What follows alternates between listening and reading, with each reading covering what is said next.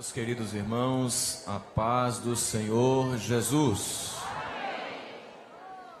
Damos graças a Deus nesta noite, segundo dia deste encontro de mulheres, onde todos nós temos sido abençoados nestes dias por estarmos na presença de Deus, adorando o seu santo nome e recebendo das suas dadivosas mãos grandes e preciosas bênçãos. Quantos confirmam isso dizendo amém, meus irmãos? Amém. Agradecemos ao nosso pastor presidente nesta oportunidade pela confiança depositada em nós, nos escalando esta noite para refletirmos com a igreja na palavra do Senhor. Para isto, queremos convidar a todos a abrirem suas Bíblias na Epístola aos Hebreus, capítulo 11. Vamos ler o versículo 1 e o versículo 11.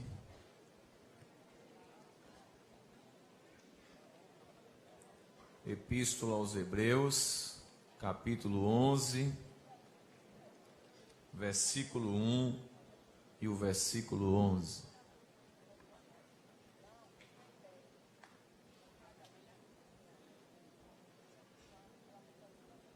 Ora, a fé é o firme fundamento das coisas que se esperam e a prova das coisas que se não veem.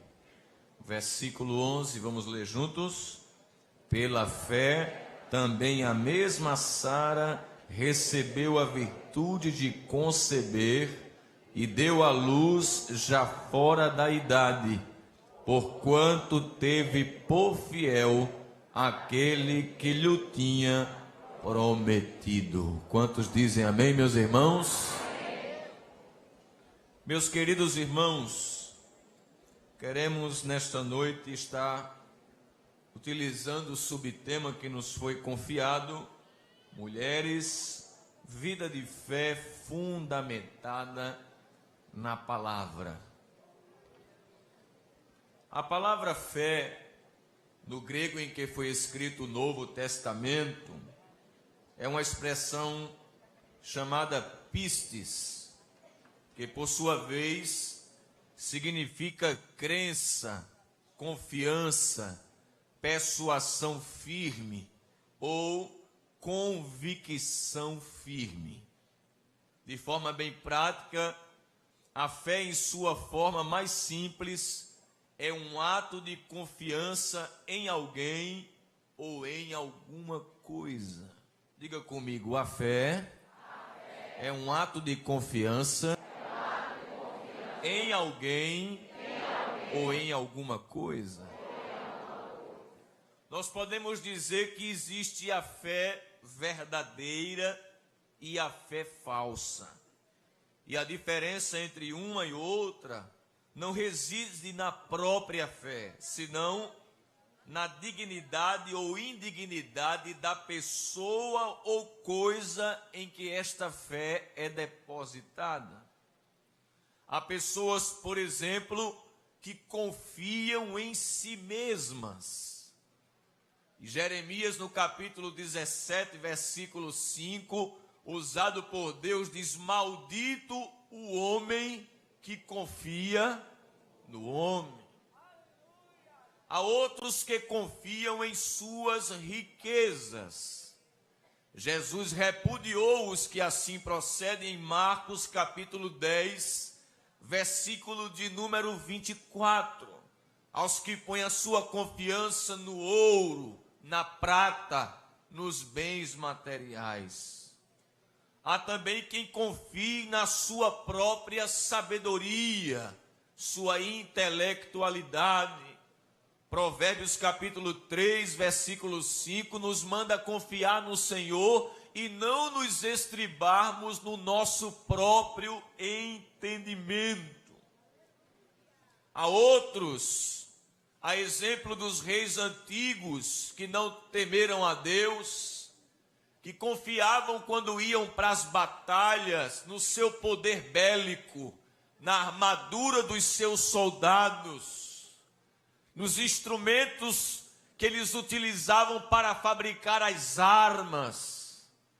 Há quem confiasse também na quantidade de cavalos ou de soldados, dizendo: vou vencer por causa destas coisas. No entanto, a Bíblia nos exorta a não depositarmos a fé nisto que falei, mas confiarmos estritamente no Senhor.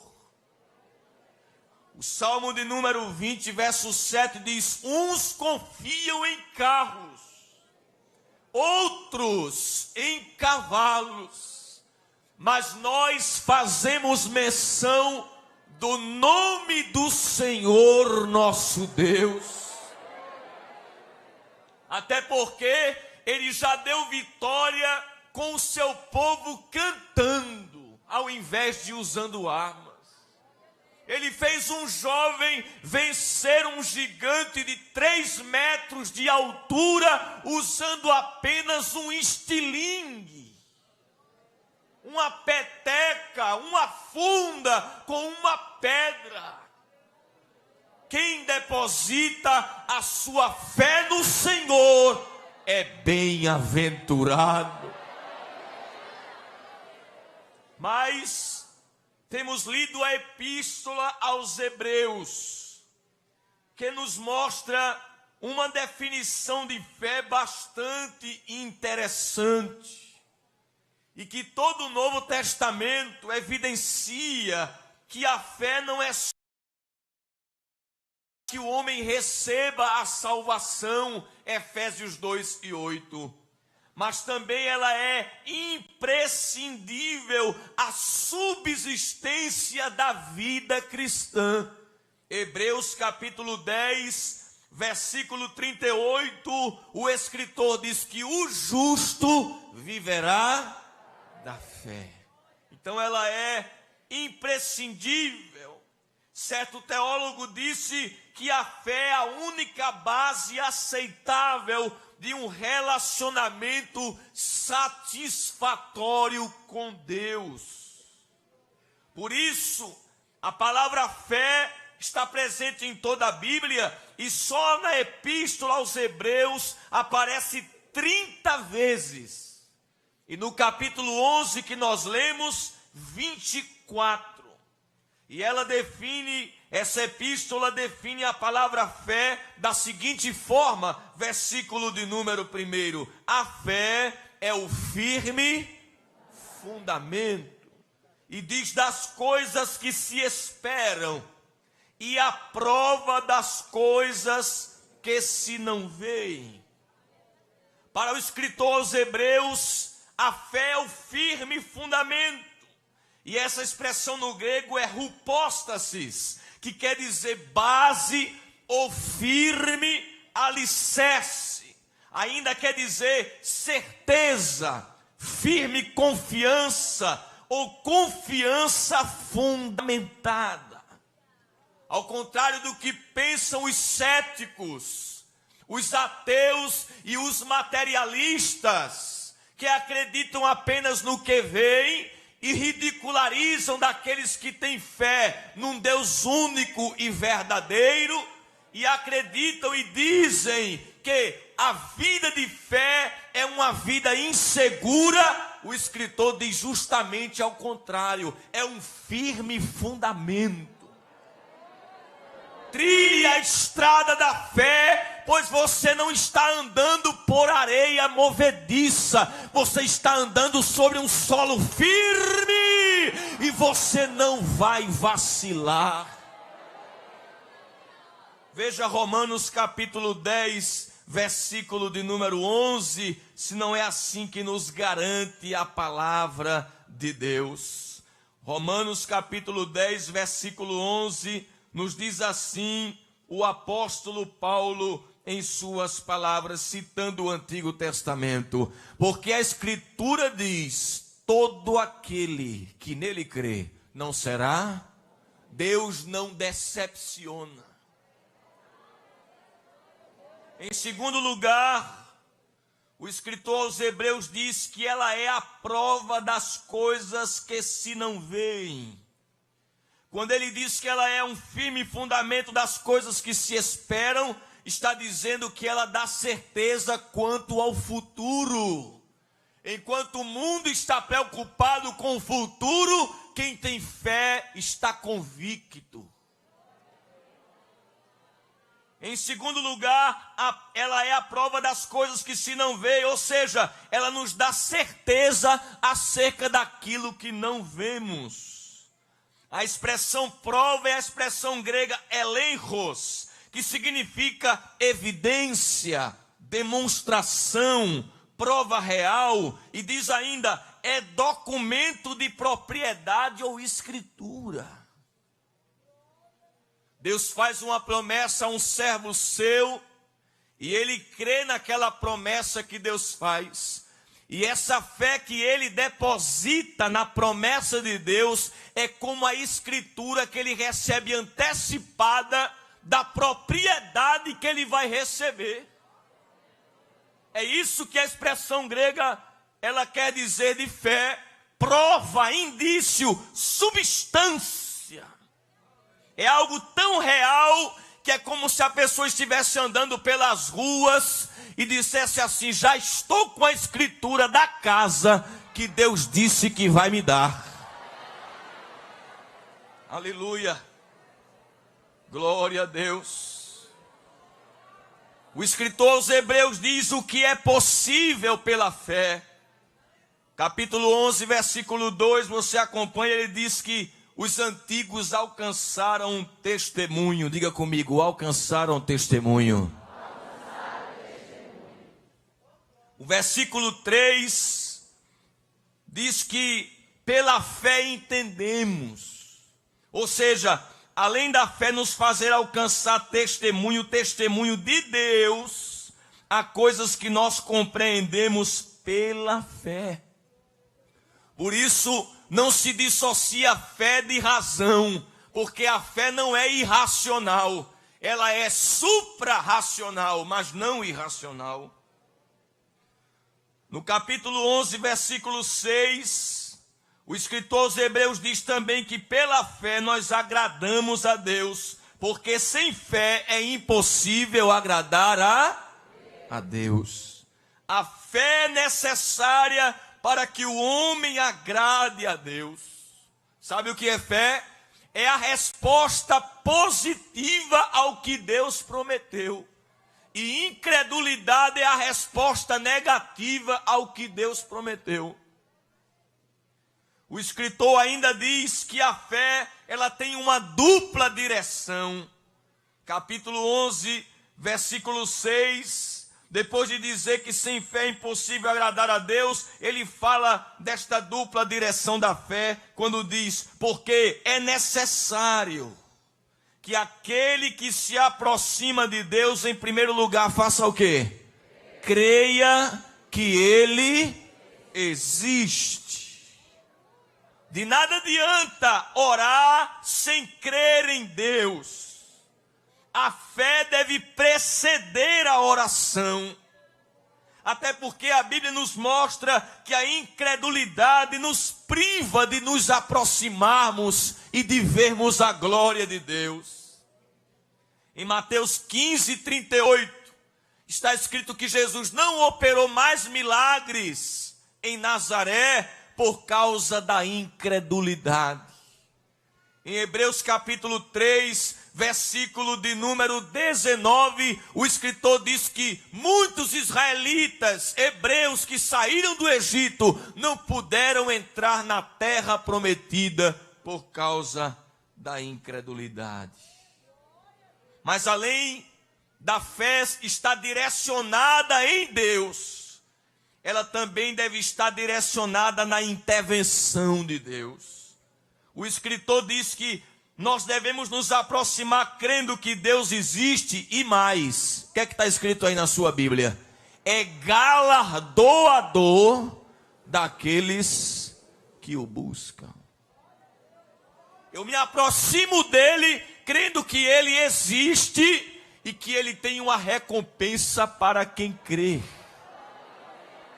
Ele tem um salário, ele tem um prêmio para aqueles que depositam a fé nele. Em Mateus capítulo 9, versículo 22, foi o que ele disse à mulher do fluxo de sangue: a tua fé te salvou. Em Marcos 10 e 52, Jesus disse a Bartimeu: vê, a tua fé te salvou. Veja ele recompensando aqueles que depositam a fé nele. Então quem crê, quem deposita a sua fé em Deus, vê Deus fazer coisas por ele que ele mesmo não consegue fazer. E quem diz isso é Isaías no capítulo 64, versículo 4, diz que Deus trabalha por aquele que nele espera. Depois que o escritor aos Hebreus traz uma definição de fé e fala do que é possível através da fé, e também do duplo alvo da fé, de que Deus existe e recompensa aqueles que se estribam nele ou depositam nele a sua confiança, ele agora vai citar exemplos do Antigo Testamento, de homens, de mulheres que depositaram a sua fé em Deus e tiveram a sua recompensa. E no capítulo 11 ele fala desta nuvem de testemunhas, que no capítulo 12 ele faz referência. E dentre estas pessoas, o escritor aos Hebreus fala da primeira mulher, Sara, a esposa de Abraão. Capítulo 11, versículo 11 e versículo 12. Sara aparece na Bíblia como a mãe da nação de Israel. Isso está em Isaías capítulo 51 e o versículo 2. Os autores do Novo Testamento referiram-se a Sara, esposa de Abraão, várias vezes. Primeiro, para ilustrar o poder de Deus, Romanos 4 e 19. Para ilustrar a soberania de Deus, Romanos capítulo 9, versículos 6 ao 9. Para ilustrar a fidelidade de Deus, capítulo 11, versículo 11. E o apóstolo Pedro faz referência a Sara, elogiando-a por sua submissão e por sua beleza interior. Isso está em 1 de Pedro, capítulo 3, versículo 1 ao versículo de número 6.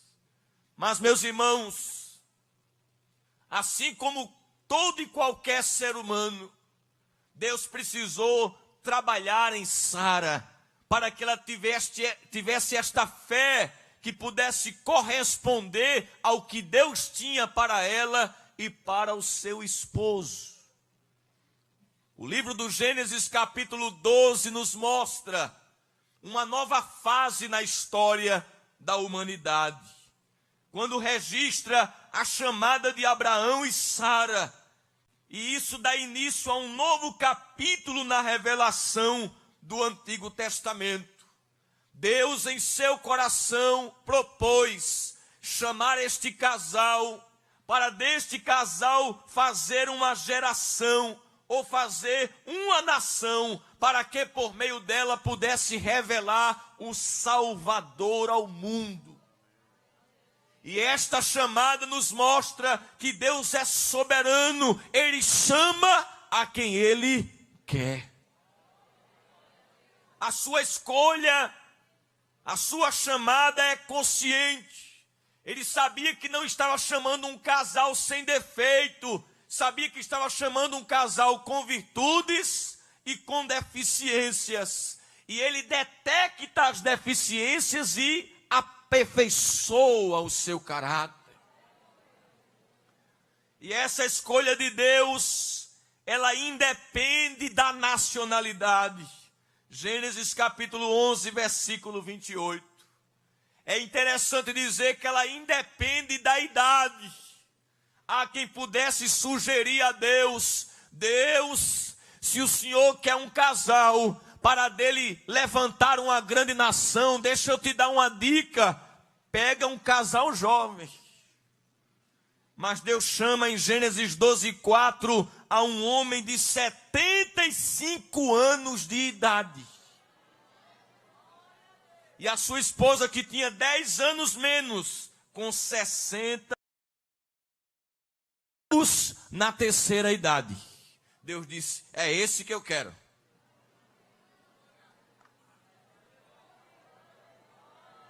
A escolha de Deus independe da situação financeira. Capítulo 12, versículo 5. A escolha de Deus independe das nossas limitações. Alguém poderia dizer: Senhor, a idade já é um atrapalho. E se o Senhor der uma olhadinha direito, o Senhor vai ver em Gênesis 11:30 que Sara é estéril. Para o que o Senhor quer, levantar uma grande nação, isso aí não dá certo não. Um casal na terceira idade e a mulher não pode engravidar? Como é que vai ser esse projeto? Deixa comigo. Eu sou especialista em fazer o impossível para a glória do meu nome.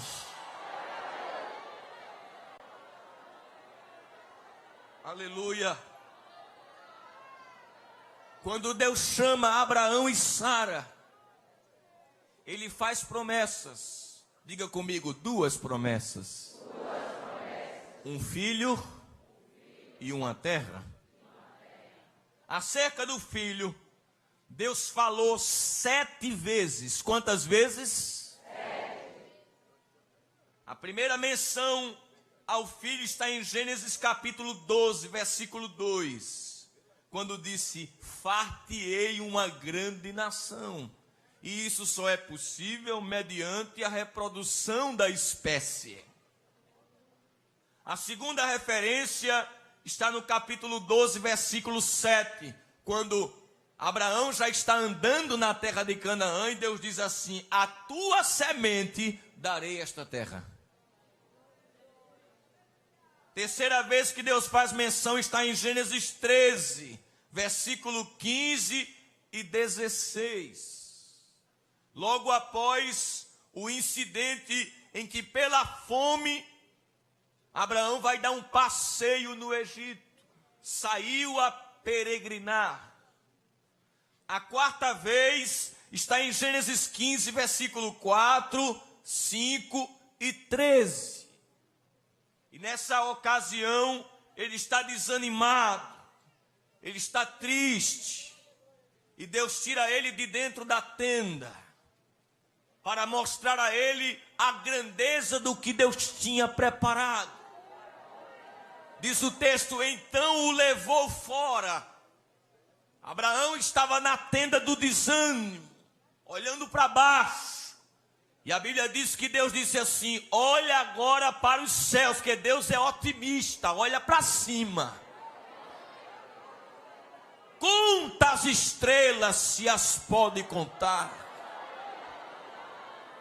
E é claro que ele não pôde calcular. Aí Deus disse: pronto, assim será a tua descendência.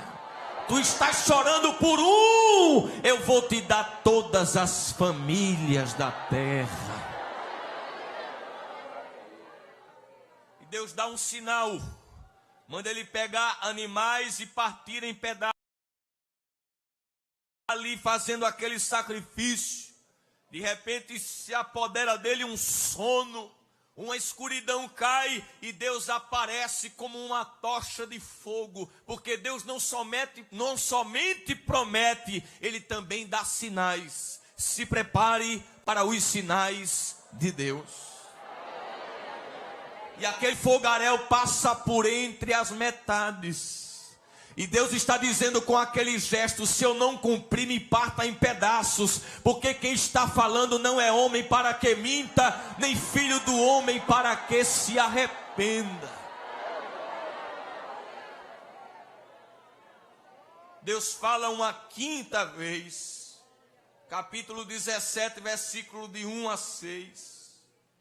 O tempo vai passando e nesta ocasião Abraão já tinha 99 anos. Se já era difícil acreditar na promessa quando foi chamado aos 75, e agora?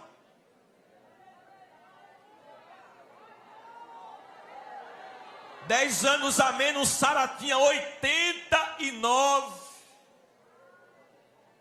Deus disse: eu não só prometo, como eu vou dar detalhe. Deus vai dar detalhe da promessa. Xaragadaya sorimianda aramanas.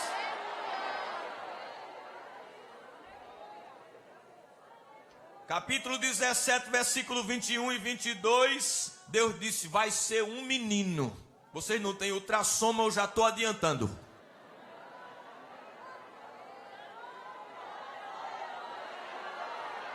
Deus disse: eu vou também dizer o nome é Isaac. Vocês não vão ter nem a oportunidade de escolher, que quem vai escolher sou eu. O nome do menino é Isaac.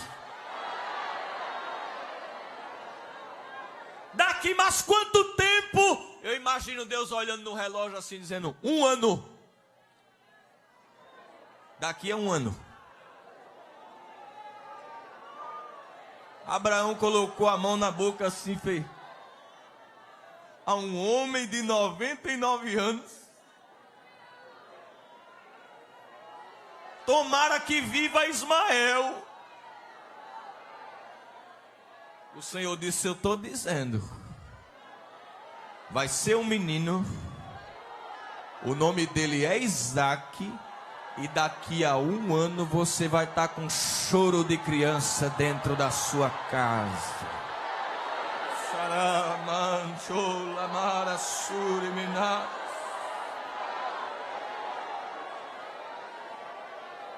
Eu me pergunto, meus queridos irmãos, como não é nada doutrinário, eu posso pensar: será que Abraão compartilhava com Sara o que Deus dizia a ele?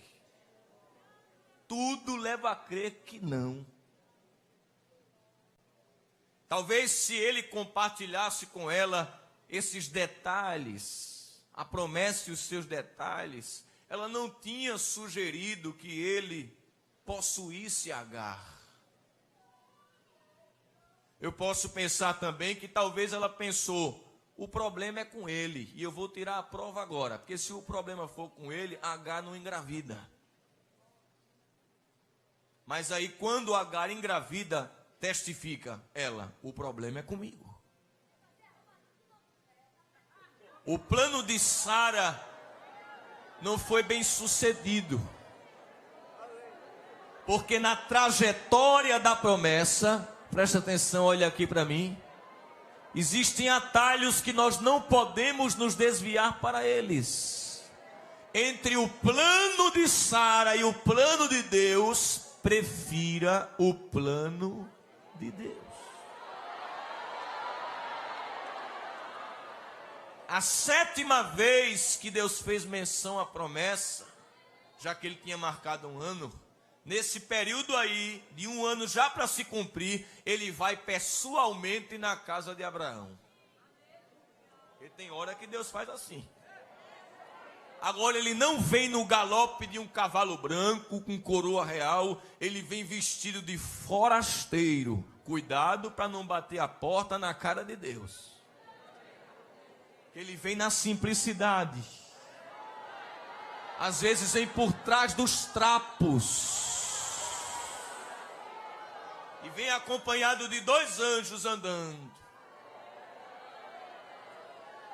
E Abraão, que sabe que Deus habita nas coisas simples, vê aqueles 3 peregrinos passando assim: peregrinos, ficai aqui. Quando eles vão se aproximando, Abraão disse: não é qualquer peregrino não. Colocou a cara no chão e disse: sou pó e cinza diante de ti.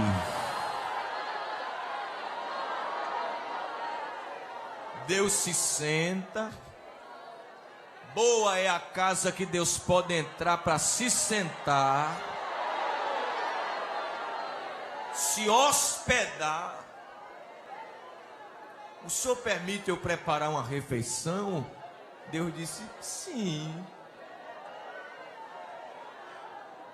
Correu lá em Sara, disse, prepara bolo de farinha. Correu para o servo, disse, prepara uma vitela. Quem chegou, Abraão? Por certo, disse Sara, foi Deus.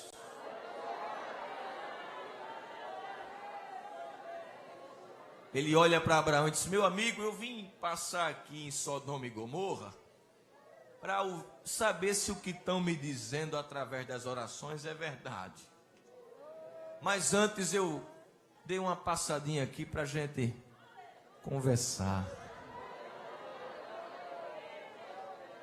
Você está lembrado que eu demarquei 1 ano para você segurar o menino no braço? Estou. Se o menino vai nascer, viu? Sara vai conceber. Aí Sara estava lá dentro da tenda. Ela já tinha revelado uma fragilidade da fé, indicando Agar, para por meio dela ter um descendente. Agora ela revela uma outra fragilidade da fé, quando ela ri de Deus. Se eu não podia nova, imagina agora 9.0. E Sara tinha motivos para não crer.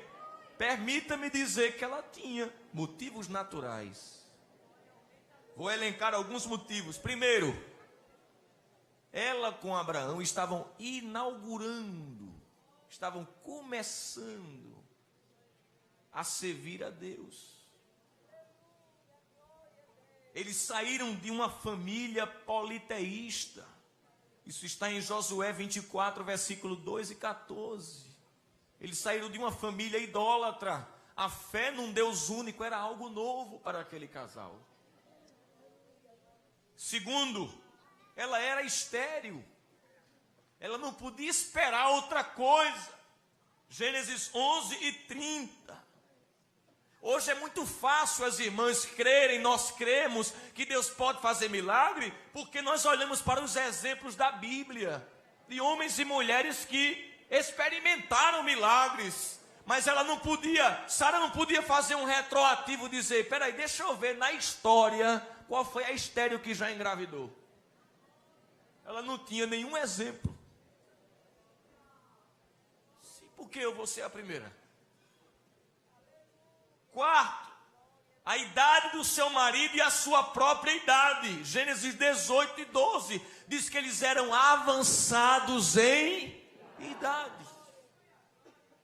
E o capítulo 18, versículo 11, que diz que ela já não ovulava mais. Não tinha mais óvulo. A probabilidade é zero, nenhuma. E às vezes Deus que nos faz a promessa deixa os nossos recursos assim, zero. Porque Ele quer deixar a assinatura dele. Foi eu quem fiz.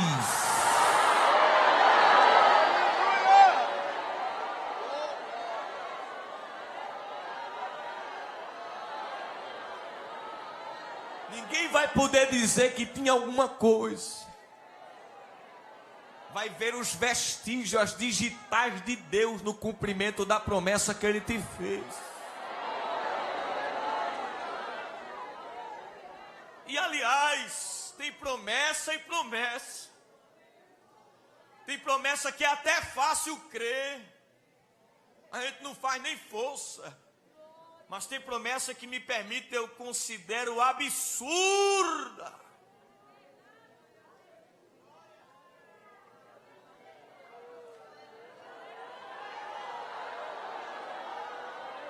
Mas quando Deus disse a Abraão, eu vou te dar um filho, disse, creu ele no Senhor. Ele se apegou em Deus. Aqui eu não tenho expectativa nenhuma, agora em ti eu creio. Ele segurou em Deus assim.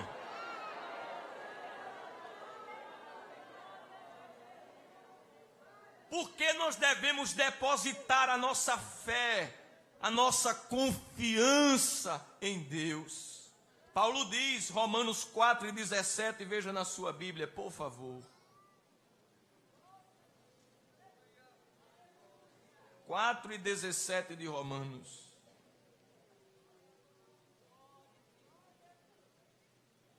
Como está escrito, por pai de multidões te constituí perante aquele no qual creu, a saber, Deus. Olha o currículo de Deus. O qual vivifica os mortos e chama as coisas que não são, como se já fosse. Dá para crer nele? Dá para crer nele? Olha ele mostrando o currículo dele. Será que eu mereço a sua fé?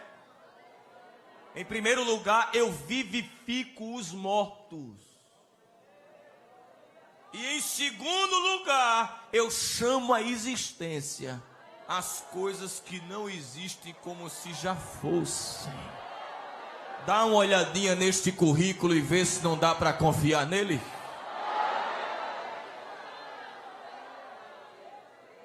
Devemos confiar em Deus por causa do seu poder. A Bíblia diz que Ele é todo poderoso. Gênesis 17, Gênesis 28:3, Gênesis 35:11. Diz que o poder pertence a Deus. Salmo 62:11. Diz que o seu poder é infinito. Diga comigo, infinito.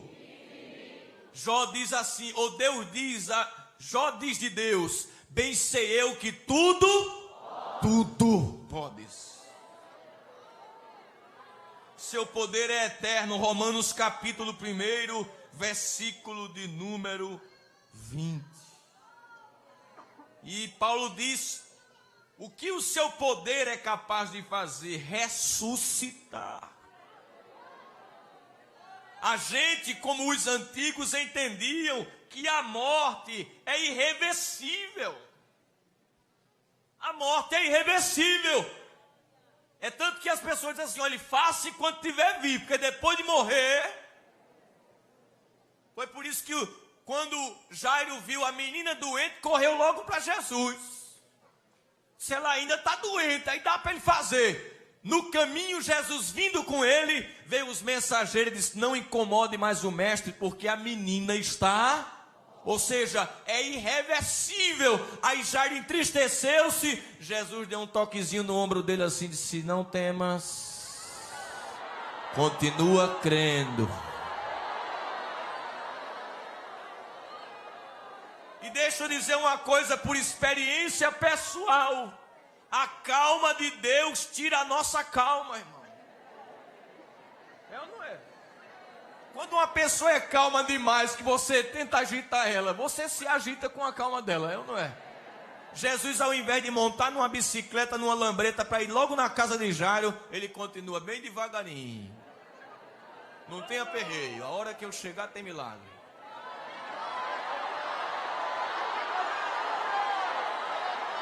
Aí já estava lá as mulheres chorando, contratada para chorar, porque tem gente que participa quando é para chorar, né?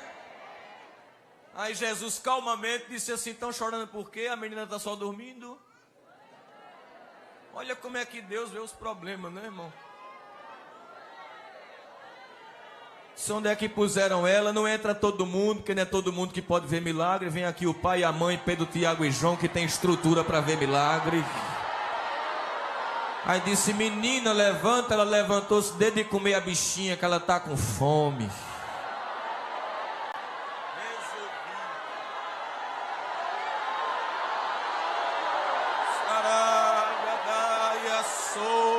Como nuvem neva soremenácia. Alguém pode dizer, tudo bem, tudo bem. Ela estava morta, mas ainda estava em casa. Ah, mas Jesus vai além.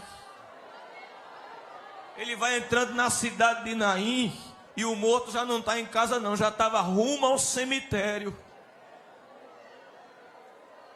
O fórum ou o cartório já tinha batido o atestado de óbito.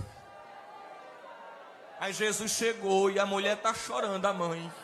Já era viúva e agora sem o único filho. Jesus disse: não chores.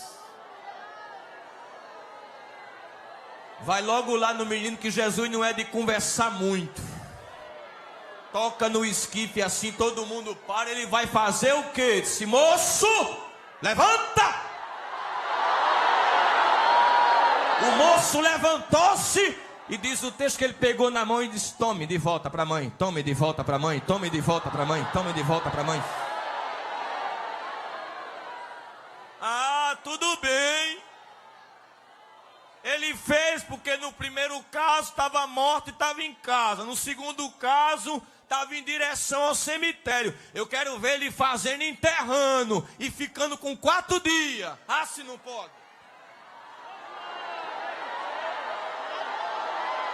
Ei, labaraxandaralabacalamahás. Vocês vão ver que eu posso. Lázaro está doente, vou agora não.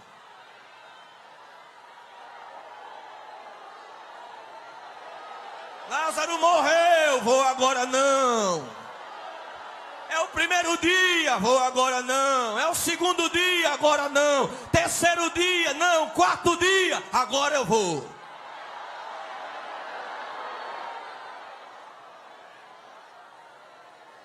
Chegou, veio Marta, veio Maria. Puseram ele aonde?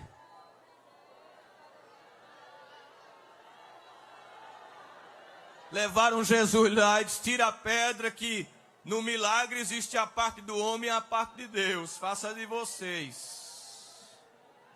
Senhor, só uma dicasinha. Já cheira mal, está em estado de putrefação. Eu mandei tirar a pedra, eu não mandei dar relatório. Lázaro.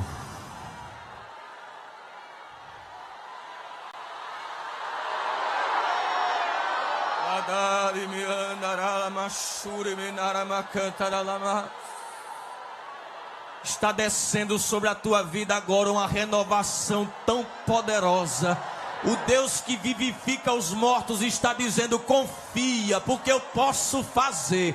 Recebe um abraço de poder do Espírito Santo de Deus, que te toma em cânticos espirituais.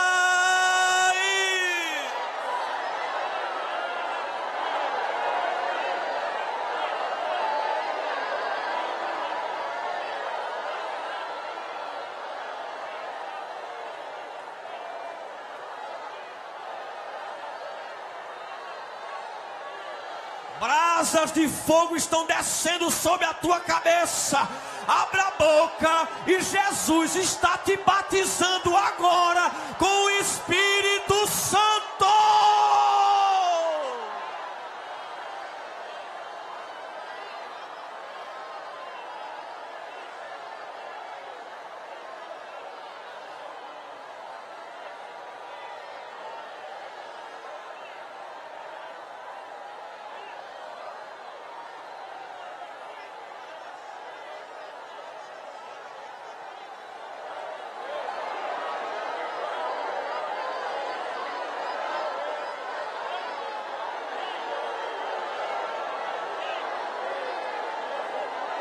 Milagres vão acontecer esta noite.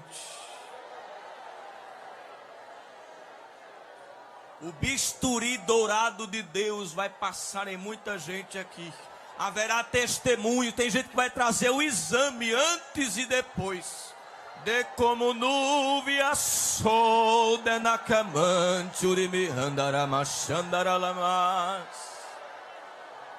Eis que eu estou arrancando câncer esta noite, diz o Senhor. Te prepara para rejubilar.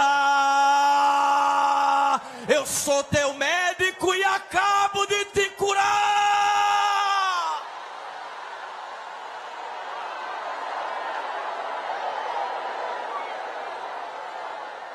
Recebe vida. Recebe vida. Recebe vida, recebe vida, recebe vida, recebe vida, recebe vida. Você que está em casa, que está no hospital, salta da cadeira de rodas, recebe vida.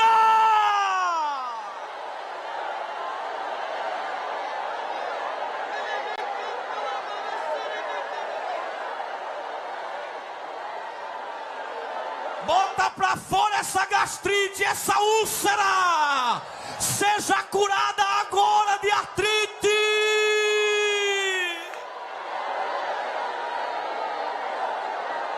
Toma vida. Toma vida. Recebe vida.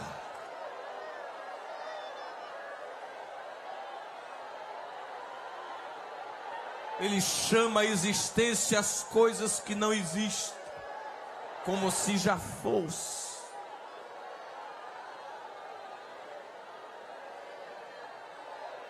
A idade de Abraão e Sara estavam avançadas. Sabe o que Deus fez? Ele fez rejuvenescer o interior. O exterior continuou velhinho, mas o interior Deus rejuvenesceu.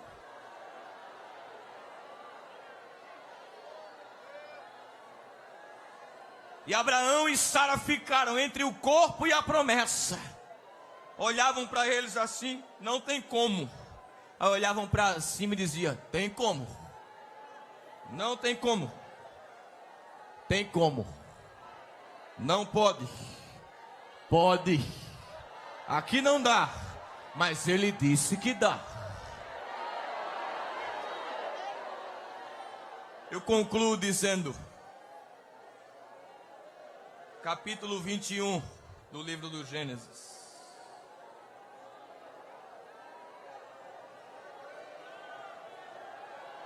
O dia da promessa está chegando. E o Senhor visitou a Sara,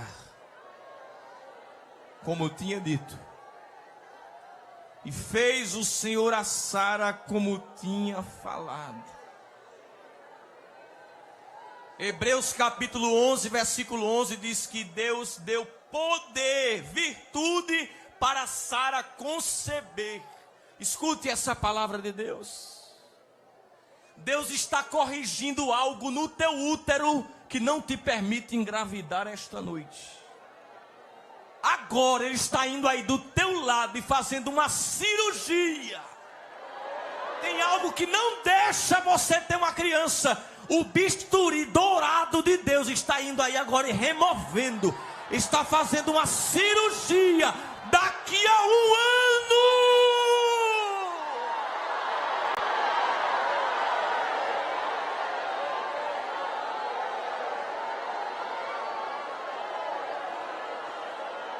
Olha, Sara.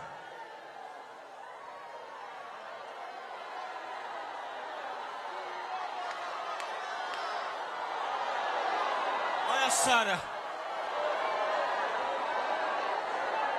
Vai ter choro de menino. Aleluia.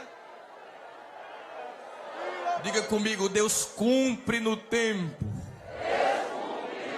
Veja que o texto diz assim, olha.